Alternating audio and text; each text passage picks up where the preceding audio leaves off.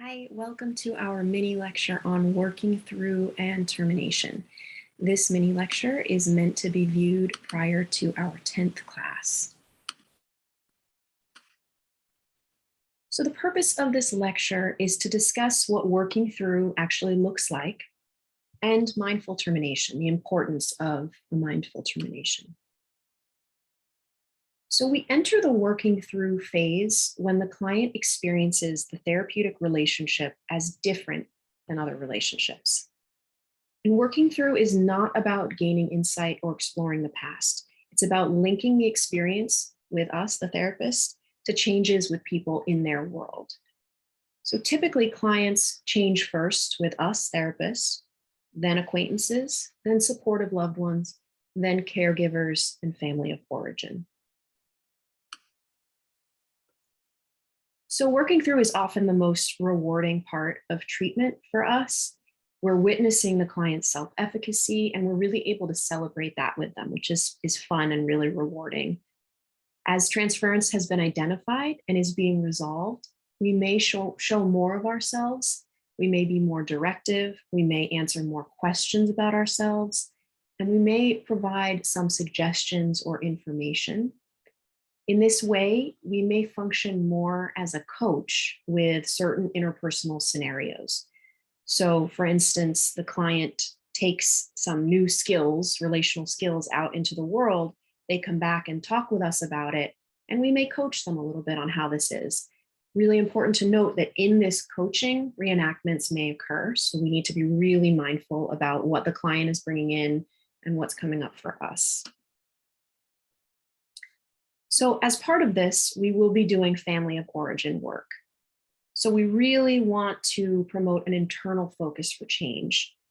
Our goal is to help clients change themselves, not others. So this often involves grief work. So we help guide clients to mourn and come to terms with what they've missed out on. They don't need to discuss this with their caregivers. They need to stop disavowing and acknowledge to themselves what was wrong.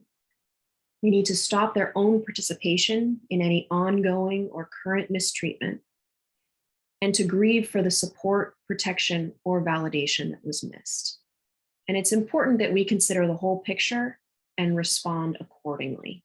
So we don't want to blame caregivers. We also don't want to downplay whatever has gone on for the client. So as clients differentiate, we want to guide them in finding their sense of self. In self-psychology, call this mirroring. Client-centered approach, it's experiencing. And in attachment theory, it's the attuned responsiveness. So our goal here is to help clients discover their feelings, interests, and to help them formulate their dream. And by dream, we mean the vision of their life, of their integrated life. What can their life look like? So we're inviting clients to attend to what they're experiencing. We're orienting to listen to themselves and to their desires. We're being interested and entering into the client's experience. We're bringing attention and supportively participating in what has meaning or enjoyment for the client. We're acknowledging what the clients do well, and we're encouraging the client to act on feelings or preferences when possible. So listening to their body when they're tired, hungry, wanting to leave somewhere. All of this is really guiding our clients towards an authentic existence.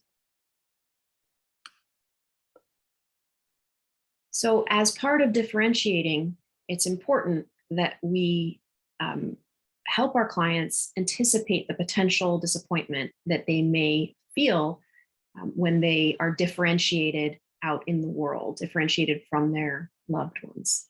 And so they may receive invalidating or guilt-inducing or threatening responses. So we really want to help the client realistically anticipate how their loved ones may respond.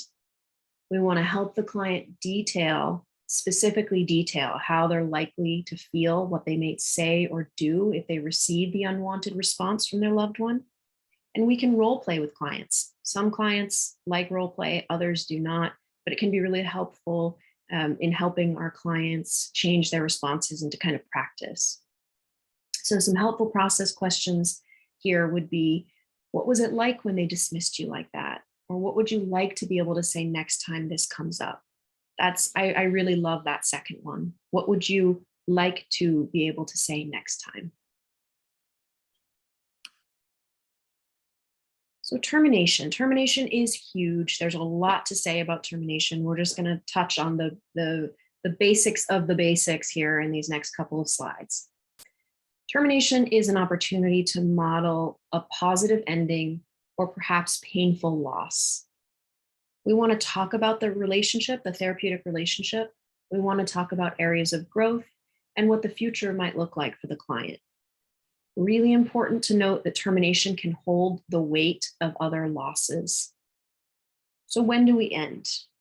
When the client has relief, when they're experiencing significant relief, and when they can respond more flexibly to what used to be distressing. So when they're a bit more adaptable, and when they're taking positive steps for the future.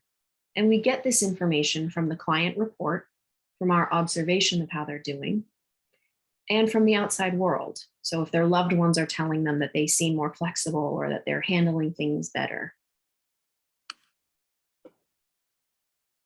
So how do we define premature termination? The general definition is when someone fails to come to a scheduled appointment. There's statistics in our textbook on termination, and it shows that about a third of clients don't come back after their intake session. So why is that? We have to guess that the experience is not what they imagined. And that leads us to the importance of asking our clients how the session went. So our goal is that the client leaves the first session with a sense of connection, collaboration, and hope. We want them to feel that we are different from others in their life, that we will respond differently, that they are safe. If a client says that this will be their last session, we want to invite them back to discuss, to have some closure. So natural versus unnatural endings. Natural ending is when the client's work is finished. And the goal here is to provide that secure base for the client to launch from, those roots that they can grow from. An unnatural ending can often evoke anger, blaming of therapists, and distancing reactions in clients. Important to note that therapists and clients often work together maladaptively to deny the reality of the termination. And this is the interpersonal process reenacting aspects of the client's core conflicts. So this might show up as something, and this is really oversimplified, but it might show up as something like the therapist says, hey, I need to let you know that I'm going to be ending at this agency. Our last session will be next week. And the client says, okay, no problem. And they just leave it at that. It's the therapist's job to really push a little bit to find out what's actually going on for the client. And by the way, a week is not enough time to terminate. So, like everything, we want to sensitively but directly discuss the termination. And when therapists don't address this directly, it's often due to their own anxiety or unresolved issues around loss and ending. So a couple of closing thoughts here. We have a really important responsibility to end sensitively, carefully. This can bring up a lot of countertransference for us. Termination happens for a lot of reasons, and often it's not just the ending of the therapeutic relationship that evokes complicated feelings. There can be feelings about the therapist getting a new job. There can be strong feelings of abandonment. When a therapist leaves to have a child, there can be a lot of abandonment and other family of origin stuff that comes up around that. If a therapist needs to take time off to tend to their health, the client can worry about them. There's just a lot there. It's very multi-layered. So I would encourage you, as you're thinking about all of this, to consider unresolved losses in your life. And how do you think this might show up in terminating with your clients? And also, what can you model for your client that was or wasn't provided to you in a time of loss or ending? It'll really serve you and your client to be considering those questions. As always, let me know if I can clarify anything. I look forward to seeing you in class. Thanks for watching.